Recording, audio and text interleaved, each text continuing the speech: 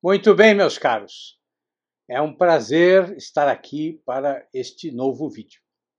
Bom, hoje eu tenho dois temas para conversar com vocês, mas antes de tudo eu quero lembrar que dentro de poucos dias eu vou abrir inscrições para a minha oficina de escrita criativa. É uma oficina que tem recebido aí sucessivas turmas nos últimos anos e que é pensada exatamente para que todos possam acompanhar online. Mas na semana que vem eu vou fazer um vídeo aqui explicando como a oficina funciona, tá certo? Bom, mas fiquem ligados porque vamos abrir inscrições e as inscrições são limitadas. As turmas são turmas de 15 alunos. Tá? Muito bem. O primeiro tema de hoje se refere à educação, especificamente à história da educação.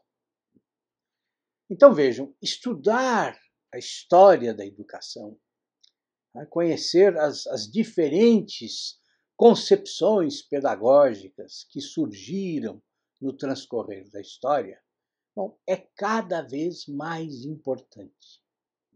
Quem acompanha aí minimamente o noticiário, ou segue as redes sociais, sabe a infinidade de problemas que a educação enfrenta no Brasil.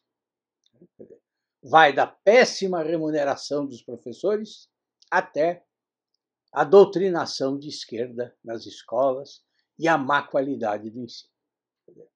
Há aí um leque imenso de problemas. E problemas que não vão ser resolvidos com um passe de mágica. Tá? Então, o que é que nós temos de fazer? Qual é o nosso dever? Sejamos professores ou não, sejamos pedagogos ou não. Nós precisamos deixar de ser meros palpiteiros nas redes sociais e estudar. Quer dizer, não adianta passar o dia inteiro na frente do computador, postando comentários aí no Facebook, no Twitter, se você não domina o assunto a respeito do qual você fala.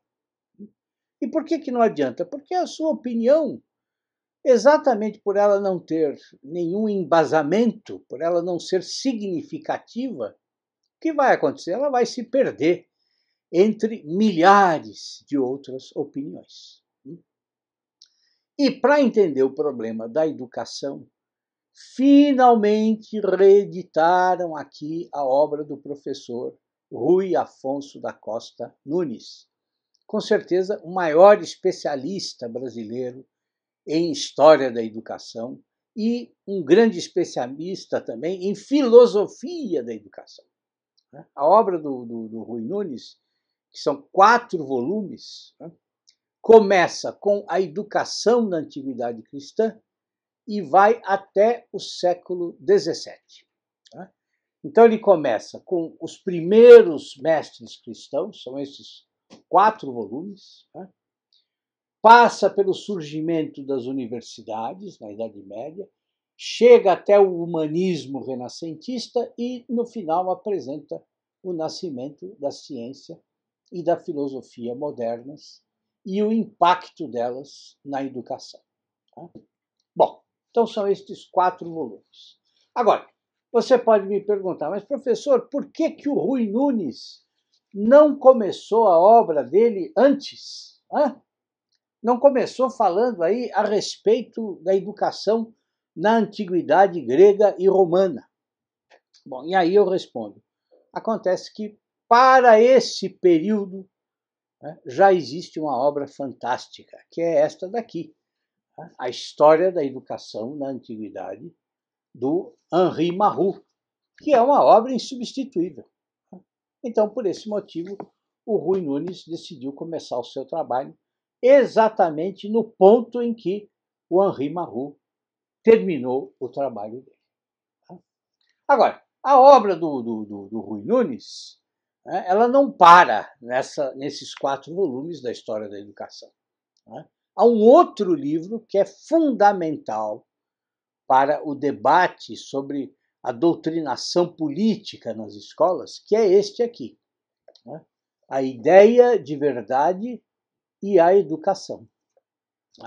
Esse aqui é um livro que, na minha opinião, além de todas as qualidades que ele tem em termos de conteúdo, né, de riqueza de informações, né, ele recupera para o debate que nós precisamos fazer uma questão ética.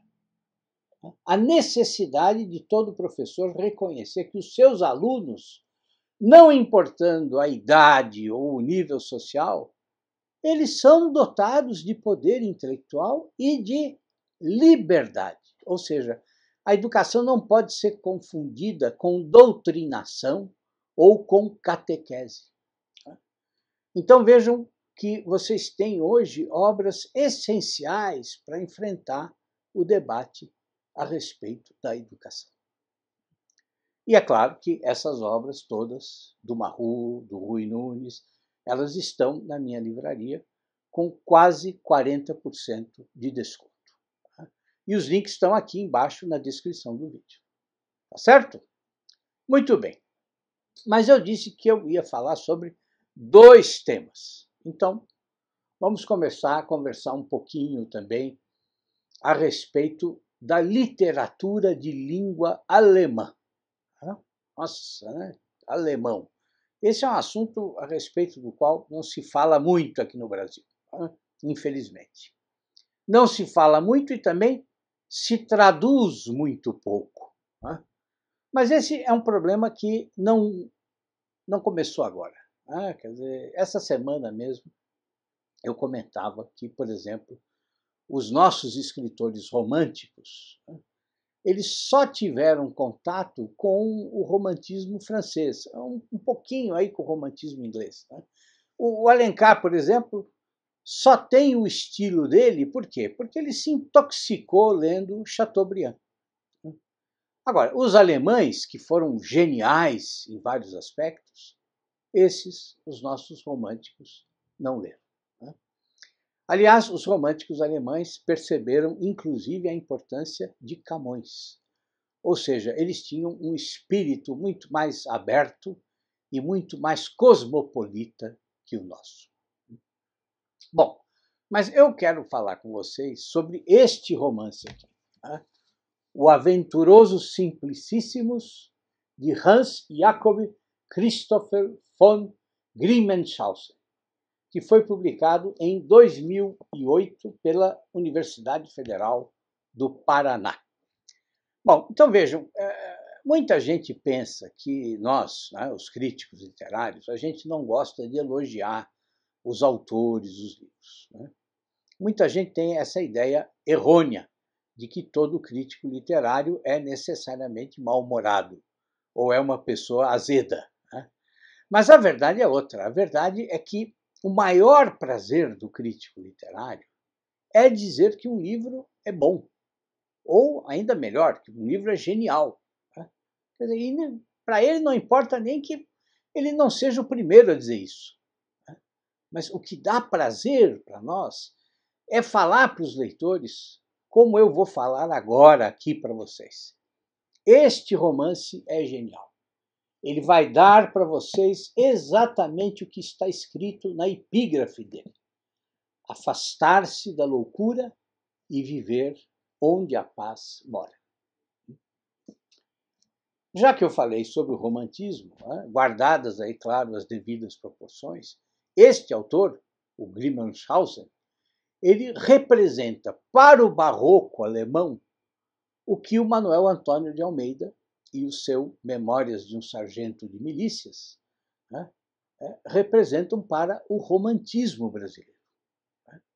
Quer dizer, arejamento, limpeza dos entulhos retóricos, do exagero exótico, da adjetivação excessiva e também, claro, um grande carinho pela ironia.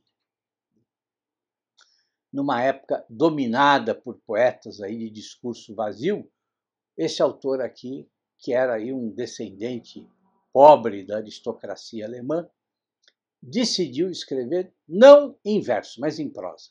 e fez melhor. Né? Desprezou os falsos eruditos da sua época. Né?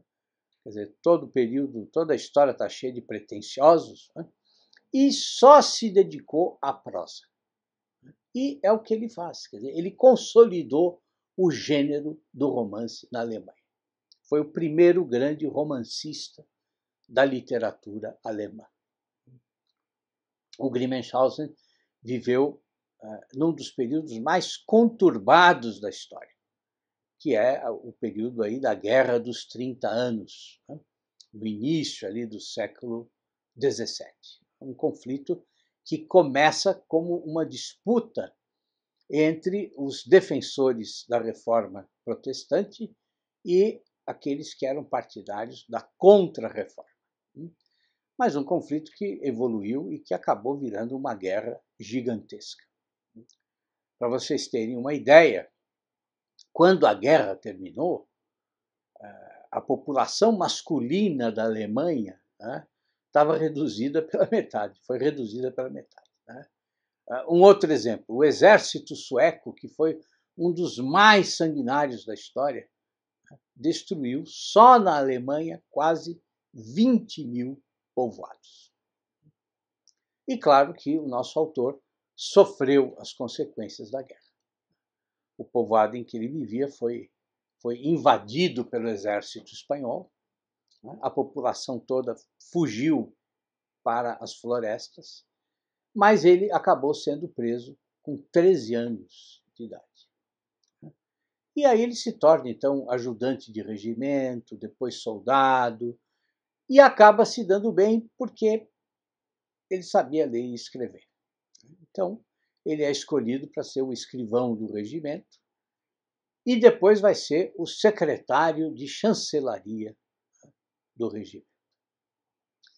Quando a guerra termina, ele vai morar numa outra cidadezinha, onde ele vai viver aí como se fosse um técnico em contabilidade, né? Administrando os bens ali de algumas famílias, e também vai fazer um pouco de comércio de vinhos, né? E mais tarde ele muda novamente de cidade e se torna prefeito dessa nova cidade e vai ocupar o cargo até morrer.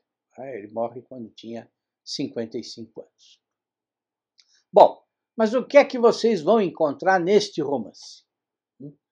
Vocês vão encontrar aquela conhecida dualidade barroca, aquelas tensões todas em que o homem se vê muitas vezes dividido, né? Entre as suas paixões e Deus, entre o mal e o bem, entre a fugacidade do tempo presente e o desejo de eternidade. Essas antíteses e muitas outras fazem parte do drama que o protagonista experimenta, né? Que é os Simplicíssimos, que dá título para o livro. Ele vai viver essas dualidades na forma de uma constante luta interior, né? E sofrendo, claro, todas as mudanças violentas que a guerra produz. Então, é um personagem que vive numa perene inconstância, né? Sofrendo um equívoco depois do outro e muitas vezes vivendo num verdadeiro caos. Então ele está sempre oscilando entre a alegria e a tristeza, né? Entre o desejo de solidão e a coragem de um guerreiro, né? Entre a luxúria e o isolamento, entre a liberdade e a prisão, né? Entre o amor e a recusa de qualquer tipo de relacionamento. Mas o que cativa o leitor é que esse personagem ele está sempre imbuído de uma grande sinceridade, né? E ao mesmo tempo ele é grave, sério, mas é também um pícaro muito inteligente, né? Uma pessoa esperta, aventureira e tem sempre um finíssimo humor, né? É um típico malandro encantador, mas um malandro que está sempre pronto para a introspecção. Ou seja, um malandro que faz autocrítica, que reconhece os seus erros e os seus acertos. E o Simplicissimus, ele cativa o leitor exatamente por causa dessa personalidade complexa. E tem outra coisa, nenhum drama derrota este homem. Né? Mas, ao contrário, cada sofrimento, cada dificuldade impulsiona os Simplicissimus a se agarrar ainda mais à vida e a viver novas aventuras. É claro, ele experimenta dúvidas, medos, angústias, mas ele jamais é derrotado por esses sentimentos. Então, de maneira que ele alcança aquele estágio, né, da sabedoria em que nós conseguimos rir dos acontecimentos e rir também de nós mesmos. O Simplicissimus, ele começa a história como um pastor de cabras, de ovelhas. Né? Ele é filho adotivo de um casal de camponeses. Mas lentamente ele evolui. Né? A história avança e ele vai tomando consciência da sua própria ignorância. Então, ele se torna um esgrimista muito hábil, depois ele se especializa em artilharia, depois ele aprende a construir fortalezas, começa a inventar uns aparelhos fantásticos, né, muito curiosos, depois aprende a compor músicas, né, tocar vários instrumentos. Também fica famoso como ladrão e como ator, desvenda segredos da alquimia, né, e vai estudar tudo, estuda matemática, astronomia, cabala, teologia, né, enfim. Tudo cabe nessa história. Né? Inclusive trechos de literatura fantástica. Né? Tem um trecho, por exemplo, que os Simplicissimus visitam um mundo subaquático, né, em que vivem ali umas criaturas muito estranhas, mas que também são absolutamente geniais. Né? Um outro trecho muito divertido, em que ele conversa com uma folha de caderno que ele vai usar como papel higiênico. Né? Mas no momento em que ele vai usar, a folha reclama, né, de que a sua vida foi muito breve, né, mas que, levando-se em conta os serviços que ela prestou, bom, ela poderia ter um fim mais digno. Né?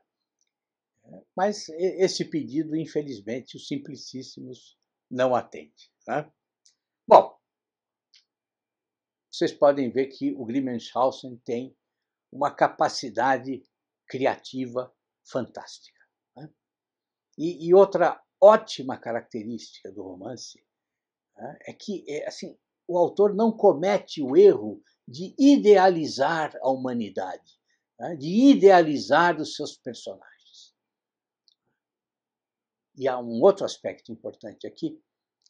Para um escritor que viveu num tempo tão hostil, que enfrentou situações tão difíceis, é incrível como ele consegue arrancar da imaginação aquela síntese que não é só os barrocos que procuraram, né, mas que toda a literatura busca. Né, aquela síntese que mostra como nós devemos responder a essa lei da existência, né, a lei da permanente inconstância.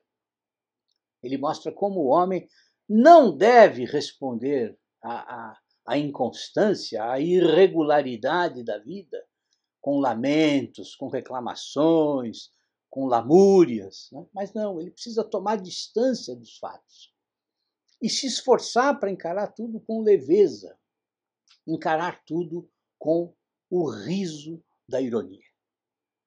É isso, meus caros. Esse foi o nosso vídeo de hoje. Nós nos encontramos na próxima semana, sem falta, e recebam um grande abraço. Tudo de bom para vocês.